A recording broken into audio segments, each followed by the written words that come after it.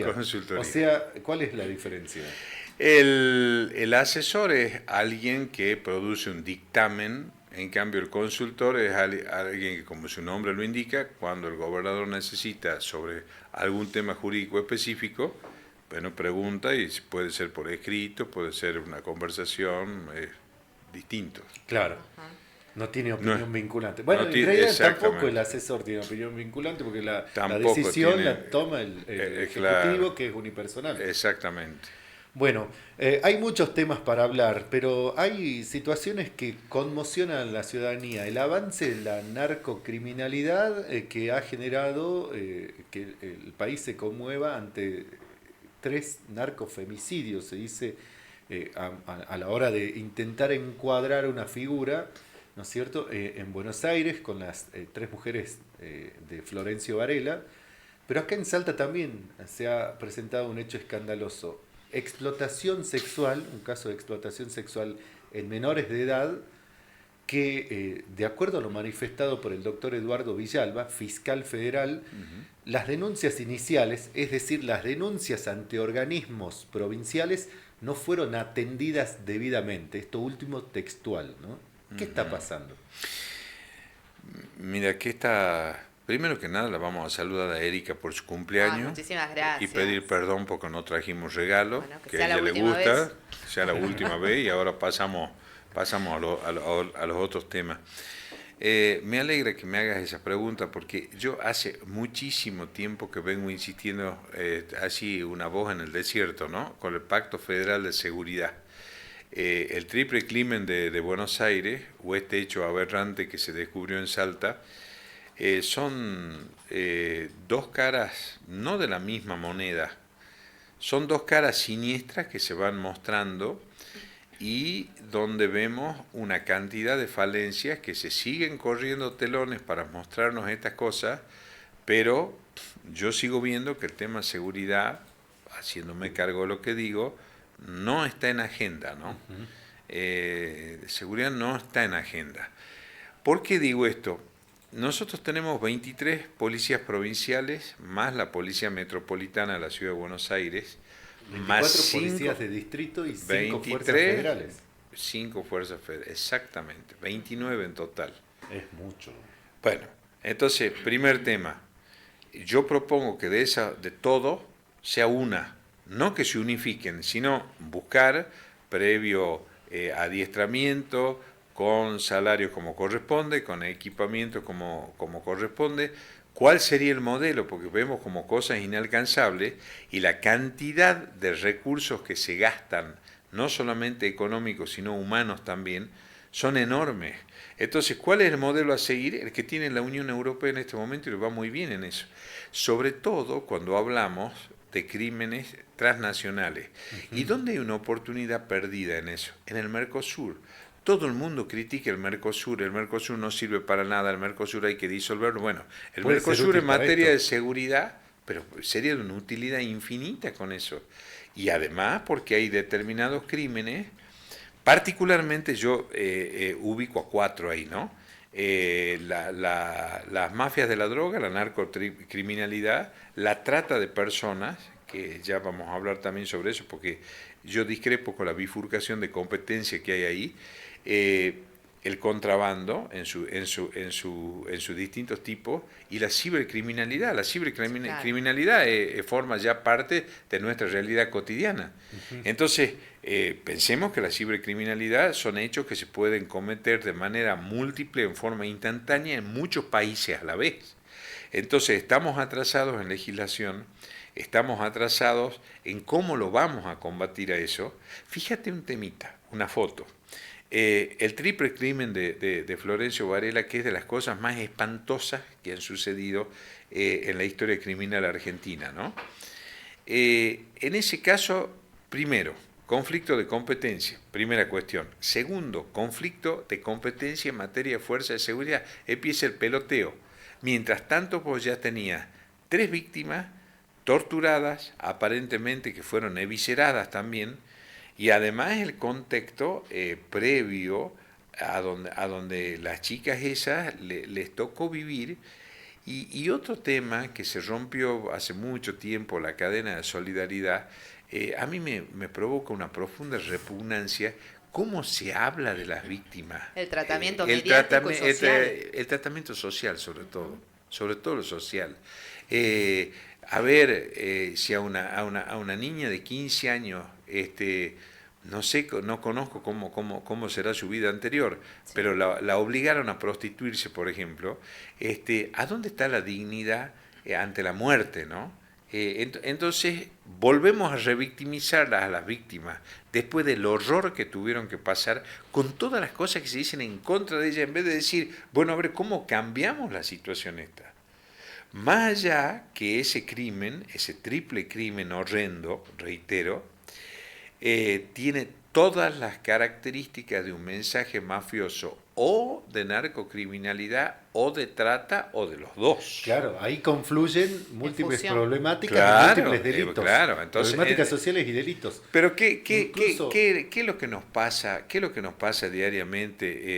Y la ventaja de haberse retirado de la vida pública es que te permite observar muchas cosas que quizás antes, cuando estás enfrascado en eso, no sé si las ves, y si las ves en forma media sesgada, ¿no? Ya cuando te vuelves un ciudadano de a pie ves mucho más brutal la realidad. Yo creo que para bien, por otro lado, ¿no? Entonces podés acumular experiencia anterior con lo que uno puede ir observando diariamente ahí.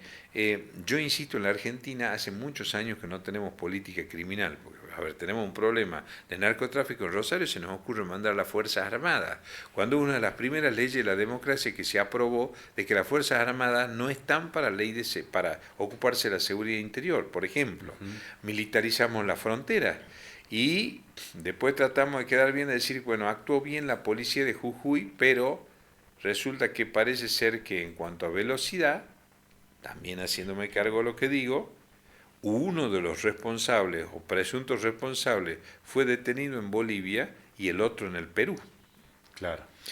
Con lo cual me hace pensar que para llegar hasta ahí, ¿Cómo salieron? ¿cómo ¿Por sale? dónde? ¿Y por dónde? Eso, ¿Por dónde? ahí estamos. La política de fronteras que La tenemos nosotros, permeabilidad la que política de tienen. fronteras es mucho más un spot de campaña que una realidad de lo que puede pasar, porque otra cosa que hay que decir, porque ahí se ¿Pasaron por dice, Salta? ¿Pensaste eso, Abel, que pasaron por Salta? puede ser, no, puede ser, Pasaron de puede manera ser, imperceptible por puede Salta. ser, puede Pequeño ser. J podría haber Por pasado por Salta, Salta o por sí, Jujuy. podría haber pasado, sí, cómo no, puede pasar, puede pasar. Y puede pasar también porque en la realidad que a nosotros nos muestran en la frontera como si fuese una cosa tan tenebrosa, no todas las personas que viven en la frontera cometen delitos las 24 horas. Hay un tráfico vecinal fronterizo porque nosotros tenemos ciudades y pueblos de frontera que si uno las ve desde el aire, por un dron o por fotos satelitales, Yacuiba y Salvador Massa es prácticamente lo mismo, un barrio norte y un barrio sur. Claro, hay La Quiaca, vínculos, Villazón, Bermejo, Agua Blanca. ¿no? Y hay otros lugares más, inclusive. Sí, La sí, línea es claro. extremadamente imaginaria. Hay vínculos naturales, Hay no solo vin- de vecindad, sino hasta familiares de un lado y del otro, absolutamente, como absoluta. Mecoya y Mecollita, por Sí, ejemplo. claro, otro más, No, no exactamente. hay nada, o sea, Y todo- gente que tiene que vivir. Entonces, ¿qué dicen? Sobre todo ese discurso de Buenos Aires, no, viven del delito. Bueno, no todos viven del delito. Entonces, también hay que ver esa realidad fronteriza y hay que conocer la frontera para ver de qué es lo que se trata y tener políticas concretas respecto de eso, que yo reitero, no las veo, no las hay. Fíjate una cosa, Aeropuerto Internacional de Ezeiza, donde han habido unos cuantos escándalos los últimos años, ¿no? Más allá de las cámaras, si enfocaban para un lado, enfocaban para el otro. Hoy, en el juzgado federal, a esta hora, está de turno un juzgado federal de Lomas de Zamora y un juzgado en lo penal económico de la ciudad de Buenos Aires. O sea que confluyen en jurisdicción. ¿Qué pasó también con estas chicas que asesinaron de esta forma tan vil y espantosa como ocurrió?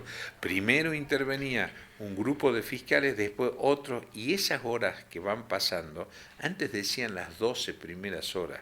Bueno, en el mundo actual, yo ya te diría que después de las 2 primeras horas, todo empieza a ser tarde. Acá ¿no? con el asesinato de Darío Monjes en Salta en el año 2022, intervino primero una fiscalía provincial y después de varias semanas se derivó los asuntos a la Fiscalía Federal. Y ahí también se perdieron valiosos materiales. Y bueno, siempre que empieza el conflicto de competencia, tenemos el tema de la custodia de todas las pruebas, cuando se habla que muchas veces la audiencia no tiene por qué saberlo eso, se rompió la cadena de custodia. Cuando dice rompió la cadena de custodia, traducido al criollo quiere decir se perdió prueba.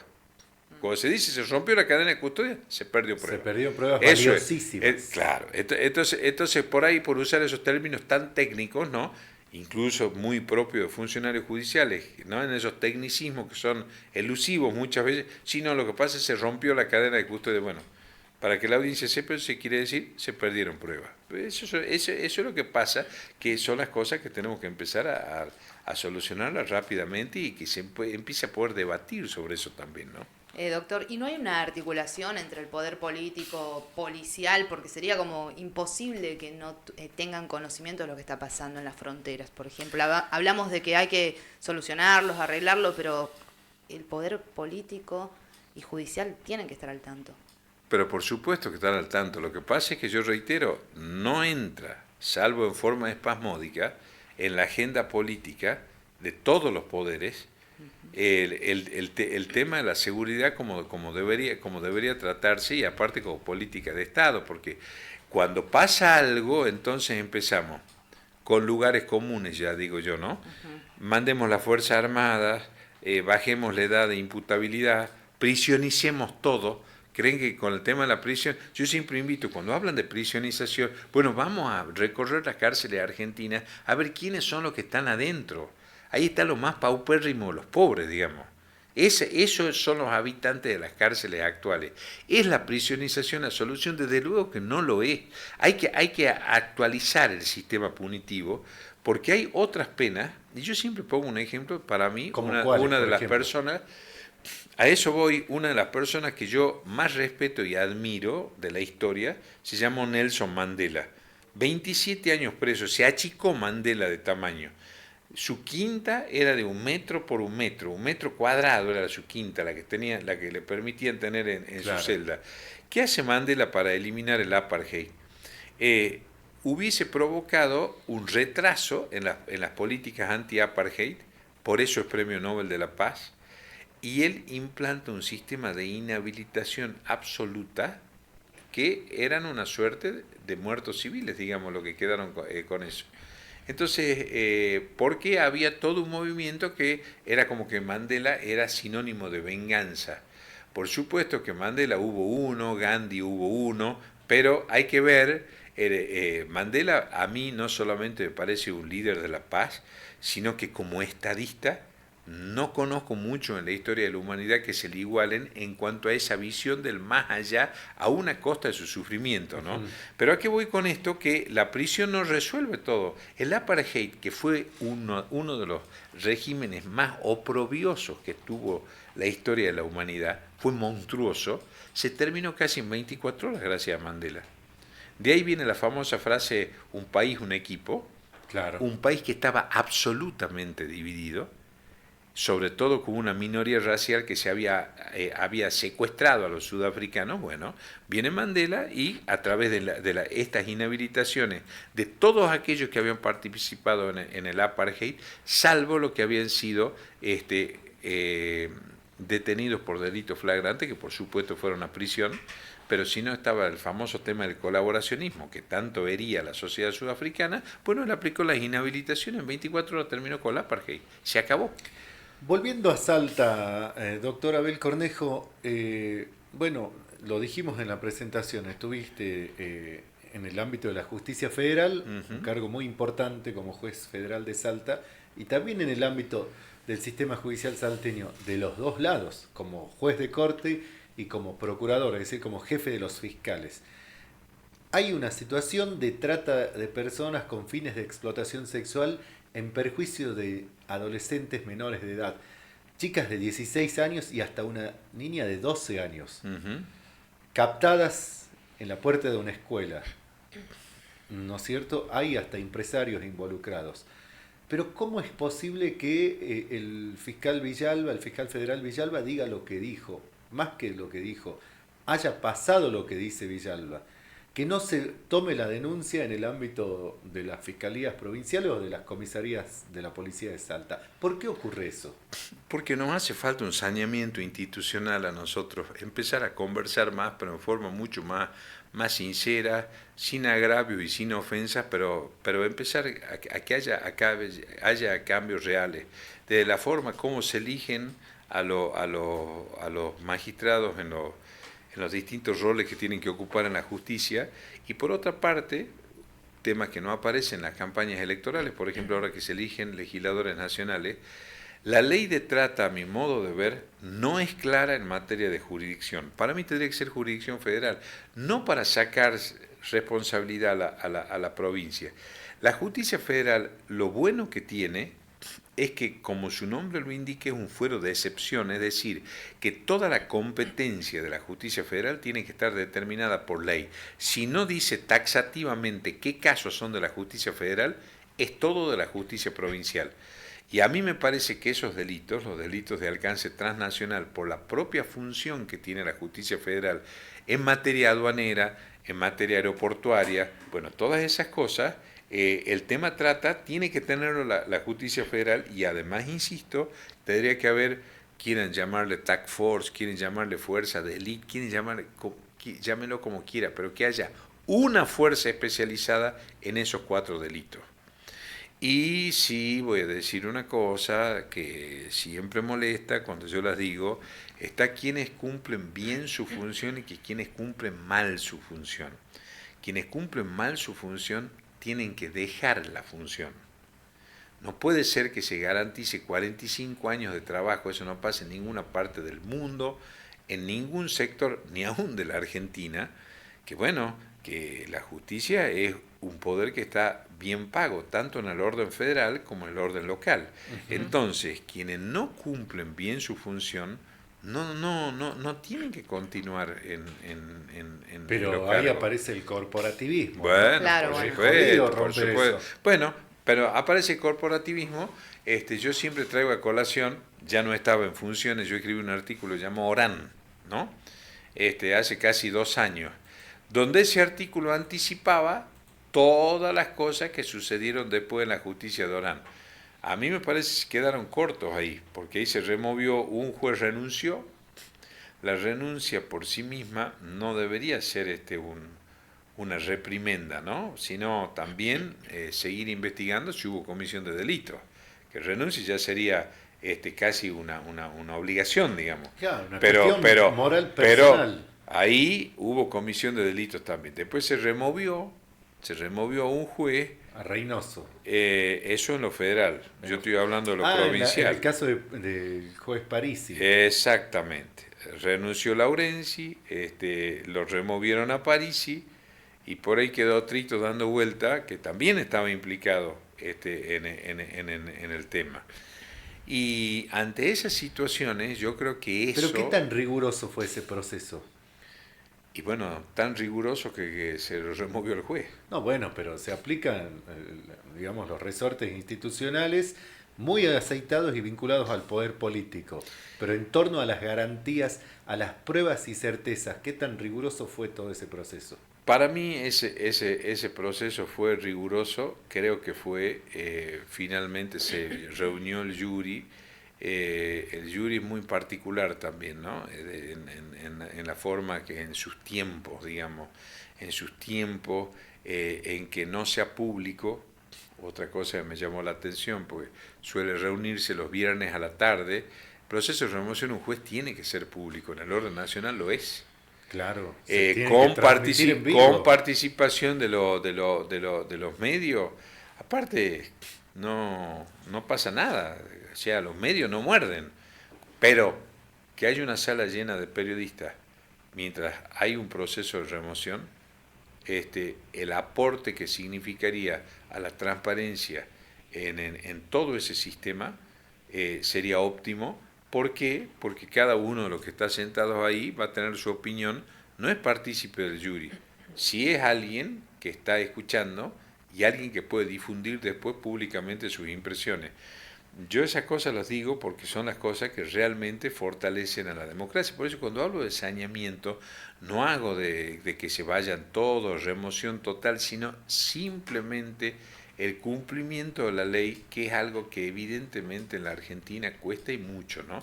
Siempre se elige el atajo en vez de la aplicación de la ley. Es lo que decía ese gran filósofo, fue Carlos Nino, un país al margen de la ley. Y eso es lo que no puede suceder. También, doctor, tenemos el caso de Sabrina Sansone, que el año pasado denunció 2 hechos gravísimos de violación y maltrato, y ante esto la respuesta fue darle una cautelar a ella. Claro, y esa violación y maltrato en contexto institucional, es claro, decir, en el hogar menores Esperanza, bajo la custodia del Estado. Custodiados por el Estado provincial. Bueno, hay también, más allá de los casos y las denuncias particulares, 2 cosas, ¿no? El sistema acusatorio yo creo que es casi obvio, ni hace falta decirlo. Es muy bueno el tema que se hayan dividido funciones en el sentido que sean los fiscales los que investiguen. Ahora, 2 cosas que faltan ahí. Una ley nueva del Ministerio Público. Yo tengo autoridad moral para decirlo porque lo dije en la Cámara de Senadores siendo Procurador General de la provincia. ¿Por qué digo esto? Porque no puede no haber control judicial. O sea, el fiscal no tiene la suma del poder público, pero tiene un poder enorme porque tiene el monopolio de la investigación, el monopolio de la acción pública oficial y la dada por el Estado y de la acusación. Entonces, todo eso tiene que tener un control, es el sistema de freno y contrapeso que tanto nos enseña en la Facultad de Derecho. El juez, desde el inicio del procedimiento, si se va a desestimar una denuncia, si se va a archivar, si se va a reabrir, en ese código aparece casi lo mismo el archivo que la desestimación y no es lo mismo. Entonces, bueno, yo creo que ahí harían falta esas 2 cosas porque se siguen haciendo reformas procesales, pero a mí me parece que la ley de una modernización de la ley del Ministerio Público, más un mayor control del sistema, eso no es garantismo, eso es aplicar que el juez haga un control de constitucionalidad y de convencionalidad, como se llama, el doble control sobre cómo marcha el curso de la investigación, incluso por si el fiscal no está investigando bien, ¿no? Claro. Sí puede el juez advertir eso. Bueno, esto de ser el Ministerio Público Fiscal un órgano contra o extrapoder, mejor dicho, tiene ventajas y desventajas, ¿no? En cualquier caso, también está esta idea de que la designación del Procurador General de la provincia no pase por el Consejo de la Magistratura, sino sea facultad exclusiva del gobernador proponerlo con el simple acuerdo del Senado y ya está, y ya pasó ese tamiz. Es innegable que ahí van a haber intereses que en algún punto se van a emparentar. Bueno, ¿por qué hablo yo del tema de la necesidad de la sanción de una nueva ley del Ministerio Público? Porque a mi modo de ver el procurador siempre va a ser amigo del gobernador. Sí, no, depende, pero más allá de eso, lo que sucede ahí, hay 2 cargos que eran previos al Procurador General. Recordemos que el Procurador General de la provincia existe recién a partir de la Constitución de 1986, antes no existía, pero quedaron supértites los 2 fiscales de corte que no se sabe bien, ¿no? Cuál es el rol que cumplen, más yo le agregaría que por abajo del procurador y con todos los procedimientos constitucionales que están ahora vigentes, es decir, Consejo de la Magistratura, más Comisión de Acuerdo del Senado, más la elección que se va a hacer de una terna, por supuesto, exista la figura de un fiscal coordinador dentro del Ministerio Público. Uno más, ¿no? Porque la concentración en una sola persona, cuando el poder es tan grande, siempre es bueno que esté más compartimentado. Los fiscales perfectamente podrían cumplir ese rol los fiscales de corte, pero darle esas facultades. De cualquier manera también hay que recordar otra cosa a la audiencia, ¿no? Cuando se modificó por última vez la Constitución de la provincia, los cargos en el Ministerio Público, el Procurador General, el Defensor General y la Asesora General de Incapaces, duran 6 años en su función y pueden ser reelectos, o sea, tienen un periodo determinado en el ejercicio de la función, ¿no? Tenemos mensajes de los Tenemos oyentes. mensajes que nos escriben al 387-696-50 y dice, para el doctor Cornejo, ¿es lo mismo un narco que vende merca, pasta base y tiene buen pasar en su country y las mujeres que son cabeza de familia y la necesidad las lleva a delinquir para poder sostener hijos y adultos mayores con patologías complejas a su cargo? Le consulto porque cuando estuve presa por mi planta, soy usuaria canábica, la mayoría de las mujeres eran sostén de familia con un único ingreso y a eso la lleva la necesidad y la ausencia del Estado del que usted también fue parte, nos dice el 4543. Sí, claro que soy parte del Estado. También hay que recordar que yo propuse sin éxito, muchas cosas he propuesto sin éxito, pero el tema es distinta, no en ánimo de congraciarme, sino porque eso lo propuse públicamente aparte. Es distinta la mujer detenida que el hombre detenido, ¿no? En cuanto al comportamiento. Y hay muchísimas mujeres jóvenes, la mayoría pide salir a trabajar, y si se hiciese un tema de, yo siendo juez federal, ante un habeas corpus que se había planteado, por ejemplo, pidieron a un grupo de detenidas ir a hacer tareas de limpieza en ese momento al shopping, se hizo con la más absoluta normalidad, se les pagó lo que correspondía, pero además hay cantidad de mujeres que tienen muchísimas habilidades que están detenidas, desde habilidades manuales, habilidades técnicas, habilidades profesionales, o sea que eso son parte de las cosas que hay que cambiar y que hay que revertir. Claro, también entiendo que acá el oyente piensa por qué no se diferencia, ¿no? Entre el narco que vende y la mujer que está sobreviviendo con algo como cannabis. Sí se diferencia, sí se diferencia, yo eso lo tengo por escrito, o sea que lo que he escrito está, se puede consultar en el libro de estupefacientes. Por eso en su momento yo me expresé en contra de la ley de desfederalización de la droga, porque la ley de desfederalización de la droga iguala, a mi modo de ver, consumidores que dealers y traficantes, ¿no? Y está el tema, que vuelvo a reiterar, si nosotros tuviésemos una política criminal, todo este tipo de casos se podría contemplar. En Orán, un discapacitado fue quemado, torturado por haber denunciado microtráfico. Claro, ahí también hay otra problemática. ¿Cómo se protege a la gente? Claro, cómo se protege al denunciante, cómo se garantiza el anonimato del Y tenemos denunciante. otra problemática que yo siempre la traigo a colación, que es la de los centros de rehabilitación público inexistentes. Exactamente. ¿No? Ese otro gran tema otro que hay déficit ahí, la porque salud. están aquellos que compran y venden para su propio consumo. Entonces, muchas personas, no es cierto eso que los adictos sean, yo a mí más que adicto me gusta hablar de dependientes de la droga, que los dependientes de la droga no quieran rehabilitarse. Hay muchísimos casos que sí, el problema es que no hay dónde. Bueno, acá tengo más mensajes. Dice, ¿qué está pasando con el jury a el juez Oyarzún, el de Orán también? Mira, ahí está, ¿ve? Ahí está.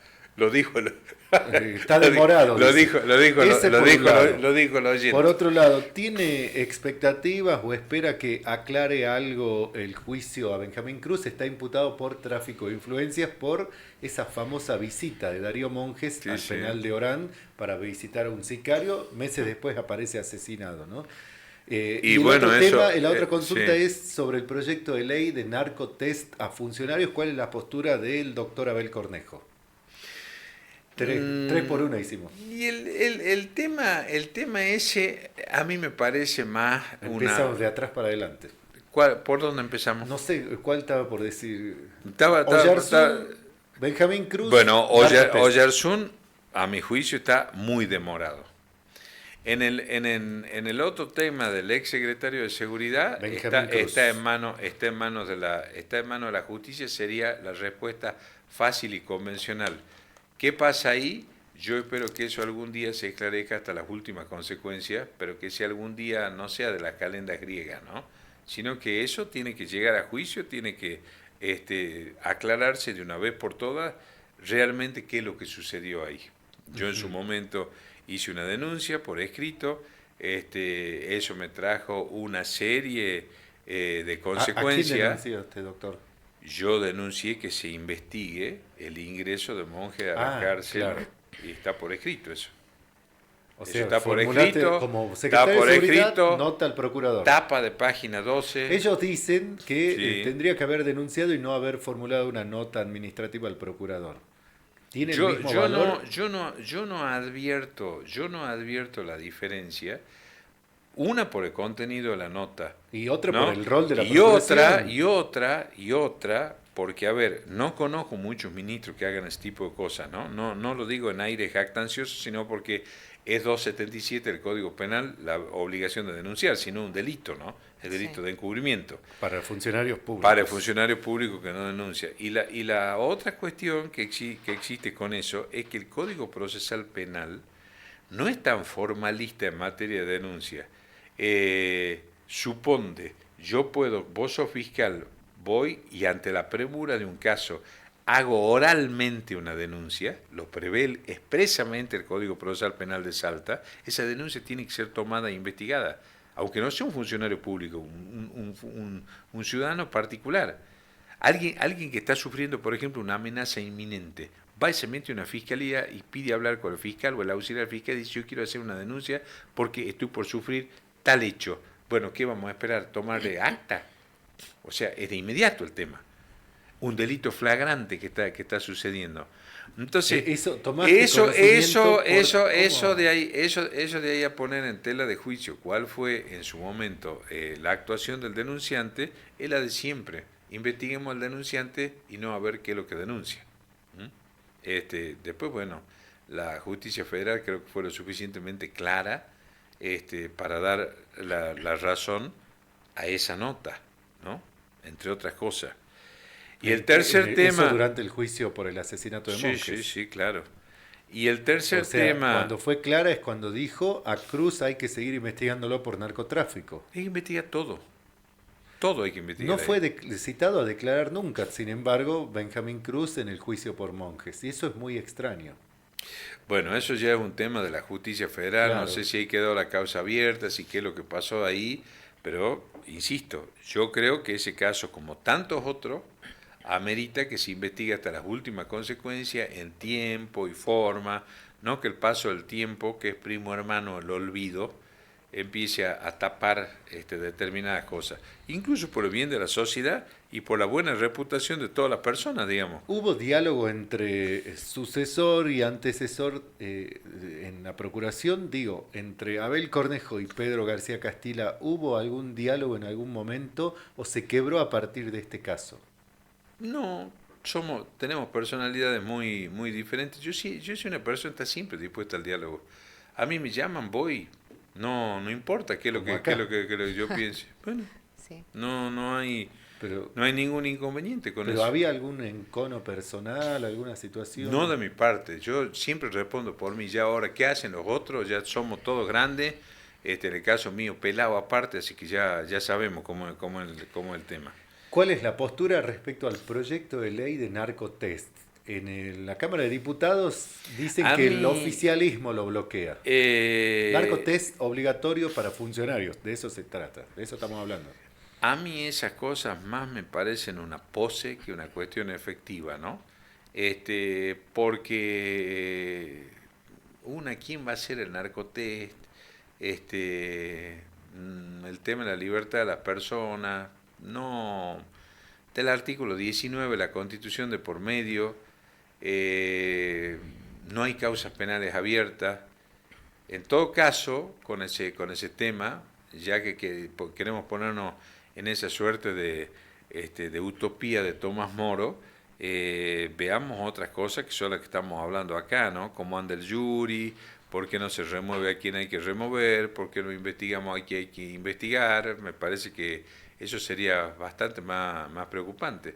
De cualquier manera, si eso se aprobase, yo la verdad que no tendría ningún problema. Si fuese legislador, claro, eso no creo, ¿A qué es lo que voy yo con esto? Pero la actitud Cada del oficialismo tanto aparece, genera la ¿no? suspicacia. Cada tanto aparece. Claro, bueno, habrán esa suspicacia y qué sé yo, pero aparece eso, el tema de hagamos un narcotest y de golpe vemos todas estas otras cosas que hemos estado hablando de esta mesa que son gravísimas, gravísimas, y bueno, y con eso ¿qué está pasando? Por eso digo yo, promovamos de que se investigue más rápido, que se investigue a fondo, qué es lo que pasa en materia de trata de personas, en cibercriminalidad, en ciberbullying, en grooming, en todos esos horrores cotidianos que pasan. ¿Qué estamos haciendo en eso?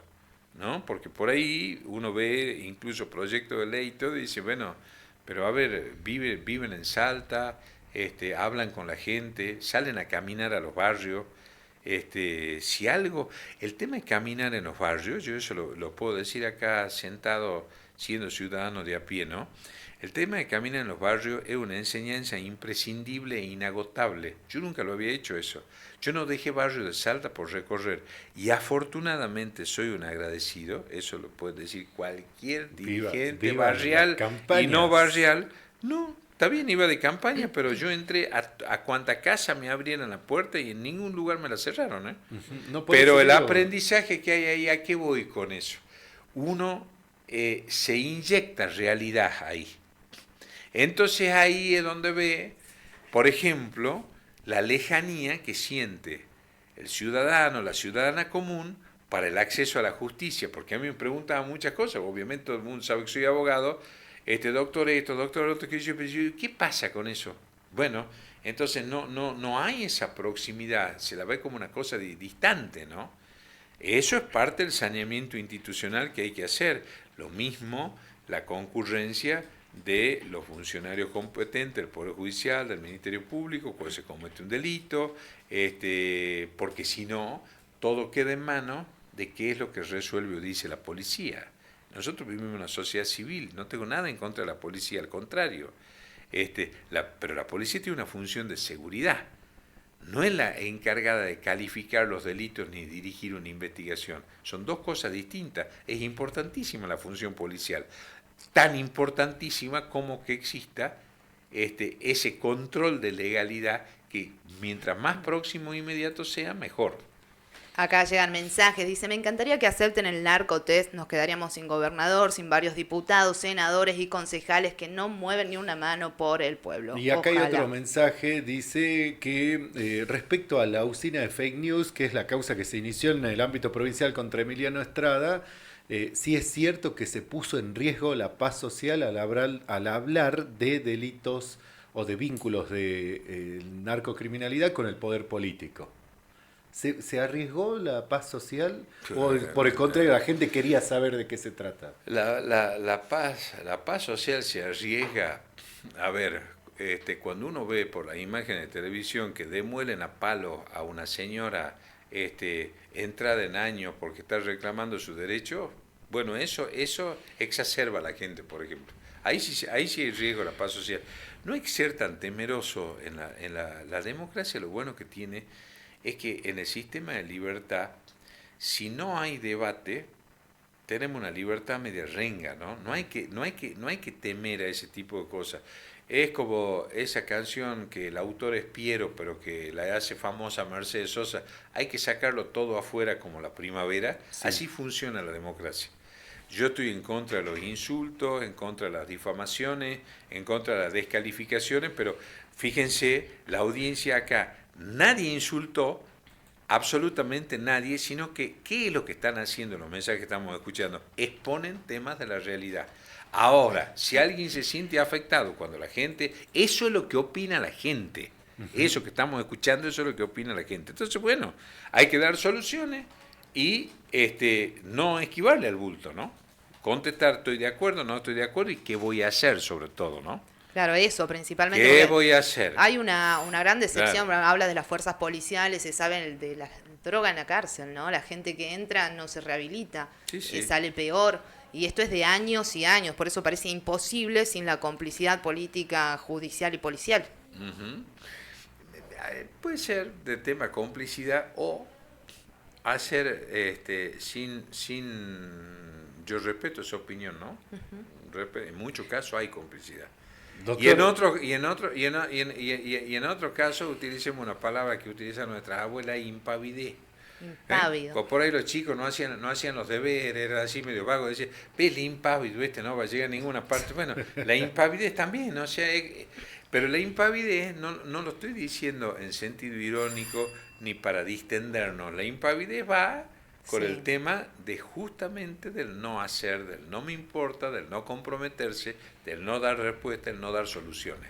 hay muchos otros temas, muchas consultas, pero se nos terminó el tiempo. Bueno, Será invítame hasta la de próxima. vuelta cuando ustedes quieran y Con yo te vuelvo con guitarra regalo. y también hablamos del cuchi, Con lo si que querés. ustedes quieran. ¿Sí?